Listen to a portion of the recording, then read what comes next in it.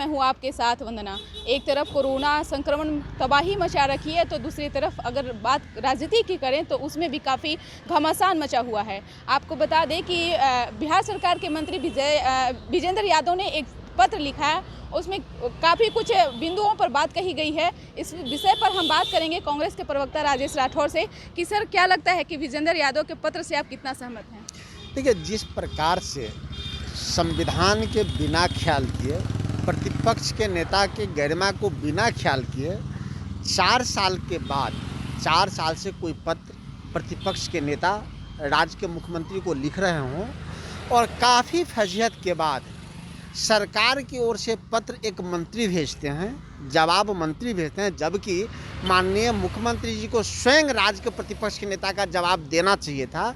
लेकिन जिन जिन बिंदुओं पे बिहार के प्रतिपक्ष के नेता माननीय तेजस्वी प्रसाद यादव जी ने सवाल पूछा, उन पे कोई सीधा जवाब नहीं है। गोल मटोल जवाब देके यह स्पष्ट कर दिया कि बिहार सरकार विपक्ष की गरिमा को गिराने का प्रयास कर रही है, विपक्ष को दरकिनार कर रही है, जनता के सवालों का जवाब नहीं देना चाहती है। विपक्ष और प्रतिपक्ष के नेता तो आवाम के हितों के ही सवाल पूछते हैं, उसका जवाब ठीक तरीके से नहीं देना स्पष्ट है कि जनता के प्रति विपक्ष तो उत्तरदायी है, लेकिन सरकार उत्तरदायी ही नहीं है, निठुर और निष्ठुर भी है। मेरा दूसरा सवाल है कि एक तरफ कोरोना महामारी लोगों की कमर तोड़ रखी है, दूसरी तरफ पेट्रोल और डीजल में लगातार वृद्धि हो रही है, ये सरसों के तेल में वृद्धि हो रही है। ये क्या कुछ है जो कि आप क्या कुछ कहेंगे इस बारे में? देखिए, आप देख रहे हो लगातार जब कोरोना काल आता है, पिछली बार भी देखिए, अभी पूरा देश का ध्यान कोरोना में जाता है, महामारी से बचने में जाता है, लोगों को अपनी जान बचाने में जाता है।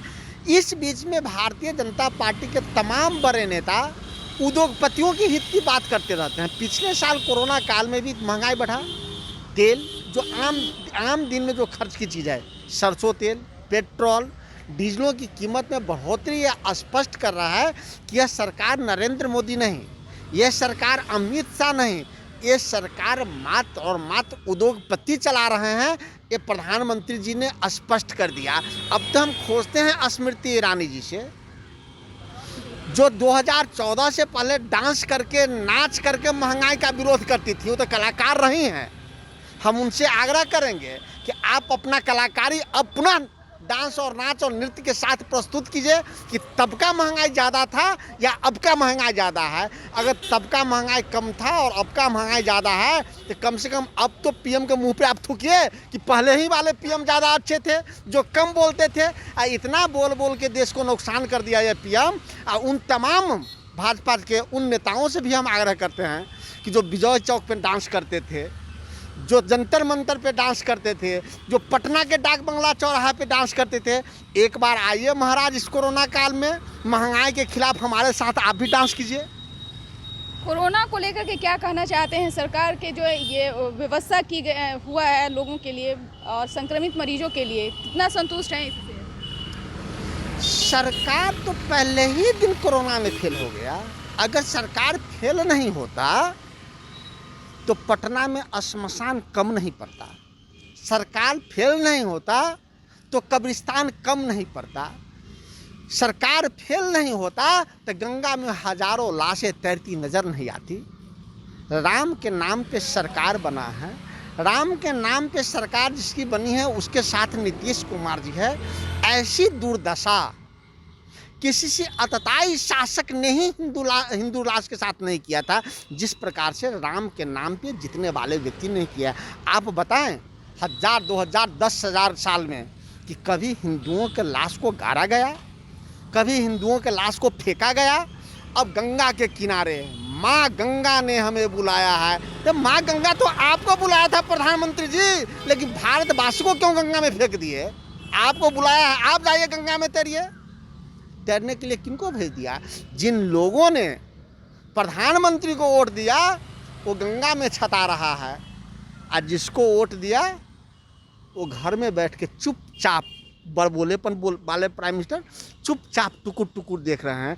आज तो ये स्पष्ट करना पड़ेगा कि वो हजारों लाशें गंगा के किनारे, ये आईबी का रिपोर्ट है, मतलब 50,000 से भी ऊपर लाशें, वो किसका था? हिंदू या मुस्लिम का? हिंदू का था तो किस परिवार का था? वो कौन व्यक्ति था जिस शासक के राज में 50,000 लाशों का शिनाख्त तक नहीं किया जाए, उसका पोस्टमार्टम नहीं किया जाए, उसका दाह संस्कार नहीं किया जाए, उसको कफन नसीब नहीं हो, उसको लकड़ी नसीब नहीं हो, उस सरकार को भारत में रहने का अधिकार नहीं है। अब तो एक और नया सवाल है कि स्पष्ट करे सरकार कि वो लाशें जो बक्सर में प्राप्त हुआ, जो गाजीपुर में मिला, जो प्रयाग में मिला, जो बनारस में मिला, उससे आगे भी गंगा के दोनों साइड में मिलता गया उत्तराखंड तक, तो बिहार की लाशें थी, उत्तर प्रदेश की लाशें थी, या फिर महाकुंभ में हरिद्वार में जो लाखों पूज्य साधु संत जुटे थे, क्या उन पूज्य साधु संतों के लाश को आपने बहा दिया? ये बड़ी जांच का विषय है। भारत पूछता है, जो हम जैसे प्रवक्ताओं से सवाल करते थे टीवी पर बैठे कि भारत पूछता है, आज भारत पूछता है प्रधानमंत्री से कि प्रधानमंत्री जी बताइए कि वो लाखों लाश जो तैरते हुए गंगा में नजर आया, वो उत्तर प्रदेश का है या बिहार का है, या फिर वो महाकुंभ के महासंतों का है जिसको आपने बहते छोड़ दिया? जी, आज राजीव गांधी का पुण्यतिथि है, इनको आप किस रूप में मनाएं और क्या कुछ आज के दिन खास आप लोग संकल्प लिए? वैसे राजीव जी के बलिदान को देश कभी भूल नहीं सकता।